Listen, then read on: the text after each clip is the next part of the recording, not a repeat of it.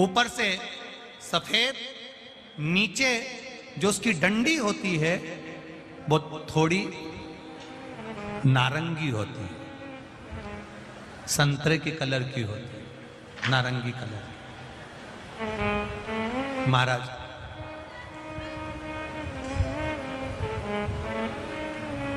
रात्रि में खिलने वाला ये फूल, रात्रि में जो फूल खिलता है ये पारिजात का, और हार श्रृंगार का जो ये पुष्प है जिसको हार श्रृंगार भी कहते हैं, पारिजात भी कहते हैं, और कहीं कहीं इसको शिरडली का पुष्प भी कहते हैं। ऊपर से सफेद होता है, नीचे उसकी जो डंडी होती है वो नारंगी कलर की होती है। शिव कथा कर रही है, शिव महापुराण का चरित्र कर रहा है। जिस समय पर संतान की प्राप्ति नहीं होती या किसी कारणवश, किसी कारण से हमारे यहां वंश की वृद्धि नहीं होती, तब देवाधिदेव महादेव की आराधना पारिजात के फूल से करी जाती है। अब उस पुष्प को चढ़ाने का एक तरीका है, जरा ध्यान दीजिएगा। पंचपुष्प शिव महापुराण की कथा आप लोग सुनने के लिए बैठे हो, बड़ी आस लगाकर बैठे हो, उसको समझिए। पारिजात का जो फूल शिव जी को चढ़ता है, भगवान देवाधिदेव महादेव को चढ़ता है, जैसे ये शिवलिंग है, मान लो ये शंकर भगवान का शिवलिंग है, ये जलाधारी है, ये जल नीचे गिरने का स्थान। आप लोगों ने पहले कथा सुनी है ना सबने, आपको सबको मालूम होगा। राइट में गणेश जी का स्थान, लेफ्ट में कार्तिकेय का स्थान, बीच में अशोक सुंदरी की जगह। जहां पर यह शिवलिंग रखा है वो माता पार्वती जी का हस्त कमल, शिवलिंग के रूप में, शंकर भगवान के रूप में यह शिवलिंग है। ऊपर से जो एक एक बूंद जलाधारी नीचे गिरती है वो शंकर भगवान की 5 लड़कियां, जया, विषहरा, शामली बारी, दौतली और देव, ये शंकर जी की 5 बेटियां हैं। वंश वृद्धि के लिए, कार्य सिद्धि के लिए, वैभव प्राप्ति के लिए, या अपने हृदय की सुख समृद्धि के लिए, संतान प्राप्ति के लिए पारिजात हार श्रृंगार के फूल की शिव जी को आराधना होती है। हार श्रृंगार का जो पुष्प होता है, अशोक सुंदरी वाली जगह पर हम पारिजात के पुष्प को समर्पित करते हैं। उसकी डंडी का जो मुख है वो शिवलिंग की ओर होता है जब अपन अशोक सुंदरी पर चढ़ाते हैं, और फूल का मुख इधर होता है। वापिस उसी पारिजात के पुष्प को उठाकर हम माता पार्वती जी के हस्त कमल पर, जो गोल हस्त कमल है, वहां समर्पित करते हैं। उस जगह पर माता पार्वती जी की ओर से जो पुष्प समर्पित किया जाता है, उसकी डंडी पारिजात की हमारी ओर होती है, पुष्प का मुख महादेव की ओर होता है।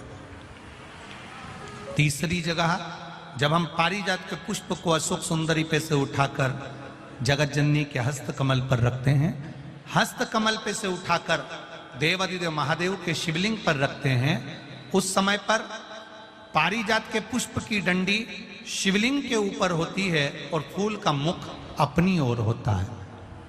इस जगह पर पारिजात के पुष्प की डंडी के केसर से ही महादेव को त्रिपुंड लगाया जाता है और महादेव से प्रार्थना करी जाती है।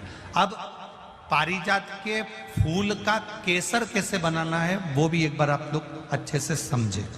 जैसे मान लो अभी पारिजात का तो फूल यहाँ पर नहीं है, पर आप टीवी पर दर्शन कर रहे होंगे।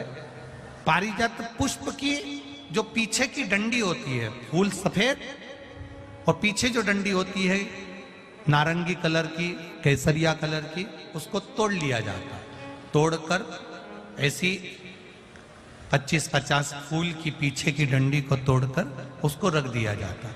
उसको धूप में नहीं सुखाते, केवल घर में उसको एक कटोरी में या थाली में रख दो, वो धीरे धीरे सूख जाएगा। सूखने के बाद उसको पीस लो, पीसकर फूल की उस डंडी का, और जिस समय वंश के लिए, सिद्धि के लिए, कार्य सिद्धि के लिए या वैभव प्राप्ति के लिए हम पारिजात का पुष्प देवादिदेव महादेव को समर्पित करते हैं, उस समय इसी को पानी में घोलकर देवादिदेव महादेव को जब आप लगाएंगे तो जैसे केसर घुलती है, केसर का जैसे कलर होता है, केसर जैसी सुगंध करती है, वैसे की वैसे ही ये पारिजात की जो डंडी आप लोगों ने सुखाई है, वही डंडी का जो चंदन बनाया है, शिव जी को लेपन करा है, उस समय पर अपने हृदय की बात आपने जो देवादिदेव महादेव को कही है, बस वही सुगंध हमारे जीवन में आना प्रारंभ हो जाती है। वो पारिजात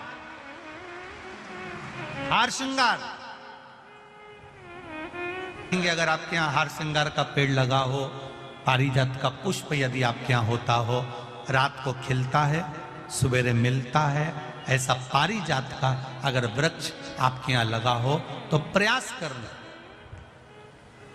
12 महीने शिवरात्रि आती है,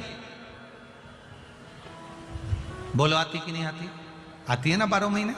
12 महीने शिवरात्रि आती है। कैलेंडर पर एक गोला बनाकर रख देना कि हमको ये शिवरात्रि आई है, हर महीने की शिवरात्रि तुम्हारे ध्यान में रहेगी। एक पारिजात का पुष्प, हार श्रृंगार का पुष्प एक अगर देवादिदेव महादेव को आपने चढ़ाना चालू कर दिया, समर्पित करना प्रारंभ कर दिया, तो आपको पीछे पलट कर देखने की जरूरत नहीं पड़ेगी, महादेव हाथ पकड़ ही रहता। पारिजात का पुष्प शिव को समर्पित हो।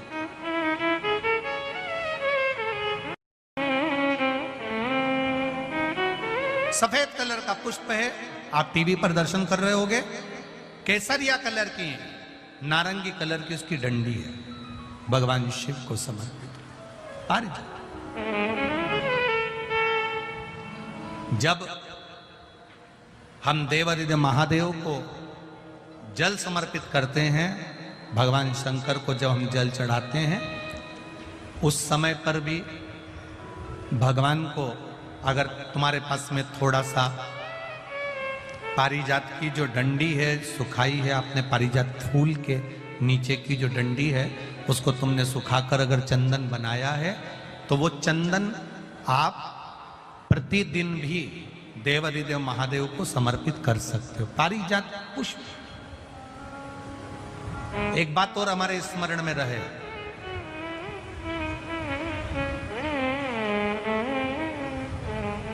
भगवान शिव को जो ये 5 तरह के पुष्प समर्पित करे जाते हैं, इन पुष्पों की डंडी जो पीछे लगी होती है, इसको तोड़ा नहीं जाता शिव जी को चढ़ाते समय। इसका स्मरण आपको रहे।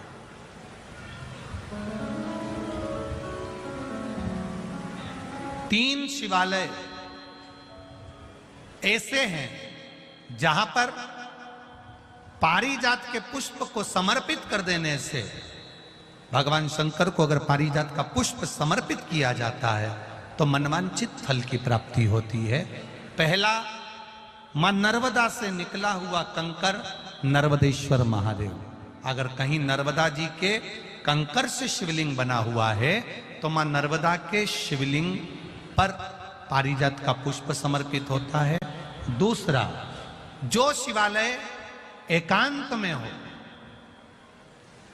एकांतेश्वर महादेव जो एकांत में बैठे हो, भले ओटले पर बैठे हो, अकेले बैठे हो, एकांत में बैठे हो, वो एकांतेश्वर महादेव पर भी पारिजात का पुष्प समर्पित कर देने से, अगर कोई अदालत का कोर्ट केस होता है तो बाबा देवादिदेव महादेव का मात्र पारिजात पुष्प का स्मरण या उसको समर्पित कर देने से भी फल की प्राप्ति होती है। तीसरा, ऐसा शिवालय जो नदी के तट पर हो, सरोवर के तट पर हो, कुंड के तट पर हो, बावड़ी के तट पर हो, कुएं के तट पर हो। आप सब लोग तो ग्रामीण क्षेत्र के निवासी हैं और जितने लोग भी कथा सुन रहे हैं आस्था चैनल पर, फेसबुक, यूट्यूब पर, सबके स्मरण में होगा पहले हमारे जो पूर्वज होते थे वो कुआं बावड़ी के पास में शंकर जी का शिवलिंग रख देते थे। ध्यान में होगा, जिसको स्मरण में होगा उसको मालूम होगा। शिवलिंग लाते थे और जहां कुआं होता था, बावड़ी होता था, तालाब होता था, नदी होती थी, उसके तट पर, उसके पास में शिवलिंग रख देते थे। कारण क्या है? किसी जलाशय, कुआं, बावड़ी, तालाब, नदी, सरोवर, इसके पास में जो शिवलिंग होता है, उस शिवलिंग को बहुत सिद्ध करने की जरूरत नहीं होती। स्वयं गंगा मैया उस कुंड बावड़ी के रूप में रहकर शिवलिंग को सिद्ध कर देती है और वहां स्वयं विराजमान हो जाती है महाराज। वहां पर भी यह हार श्रृंगार, पारिजात का पुष्प शिव को समर्पित किया जाए। 3 जगह ऐसी है जहां कभी मौका मिल जाए और तुम्हारे पास में पारिजात का फूल हो और कहीं तुम्हें मिल गया, तुमने आज्ञा ले ली, हम ये पुष्प ले लें क्या, और लेकर अगर आपने चढ़ाया है तो उसका फल जरूर मिलेगा। आप भी जाते जाते रास्ते में किसी का पौधा देख लेते हो, किसी का पेड़ देख लेते हो, किसी का बगीचा देख लेते हो, किसी की वस्तु देख लेते हो, आपके भीतर भी वो भाव जागृत हो जाता है कि ये अच्छा फूल है, मैं भगवान के लिए तोड़ लेती हूँ। अभी नवरात्रे चल रहा है, लाल कलर का वो फूल होता है ना, तो लोग किसी के भी पेड़ से, किसी के भी बगीचे से, किसी के यहाँ से भी तोड़ कर ले आते हैं, देवी जी को चढ़ा देते हैं, बड़े प्रेम से पल्लू वल्लू लेके खुश होके। तुम सोचती हो कि देवी मैया प्रसन्न हो गई, देवी जी कह रही हैं अरे वो चोटी, बताओ, दूसरे के घर का चुरा कर लिया, दूसरे के घर का उठा कर लिया, दूसरे का सामान लेकर आ गई और चढ़ा कर कह रही है कि मैंने भगवान का पूजन कर दिया, भगवान की आराधना कर दी, भगवान की सेवा कर दी। ना ना, जैसे अपने घर का एक लोटा जल लेकर जा रहे हो, अगर किसी के यहां तुमने पूछ लिया कि हमें आपके बगीचे का फूल ले जाएं, वो आज्ञा दे दे तो ले जाओ।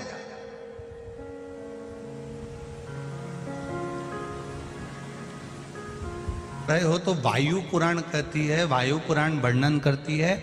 आप लोगों को तो मालूम होगा, आप लोग क्योंकि सब कोटेश्वर के पास के हो, तो आप लोगों के तो स्मरण में होगा कि शंकर हेलो दोस्तों, श्री शिवाय नमस्तुभ्यम, हर हर महादेव। जैसे कि गुरुजी ने बताया कि कार्तिक माह में पारिजात पुष्प का महत्व बहुत है।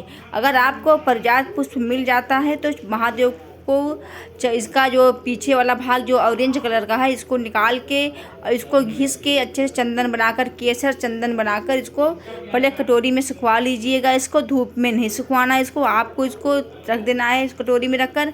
जब ये सूख जाए तो इसका चंदन आप अच्छे से हल्का सा पानी मिलाकर बनाएंगे तो केसर चंदन जैसे बनेगा ये। तो इसको महादेव को समर्पित करने से महादेव पर इसका लेपन जब चंदन का करते हैं तो इससे आपके घर में अगर संतान वृद्धि नहीं हो रही है तो संतान वृद्धि प्राप्त होगी, वैभव प्राप्त होगा, कार्य में सिद्धि होगी, जो भी काम रुक रहे हैं। ऐसे कि कई प्रकार के उपाय आपके मतलब कि घर में ये बहुत महत्वपूर्ण उपाय है, इसको आप करिएगा इस कार्तिक माह में। और ये पुष्प रात में खिलता है और ये गिर जाता है तब इसको आपको मतलब उठाना पड़ता है नीचे से। एक ऐसा पुष्प होता है ये पारिजात का, जो कि उसको नीचे से उठाकर महादेव पर चढ़ाया जाता है। श्री शिवाय नमस्तुभ्यम, हर हर महादेव।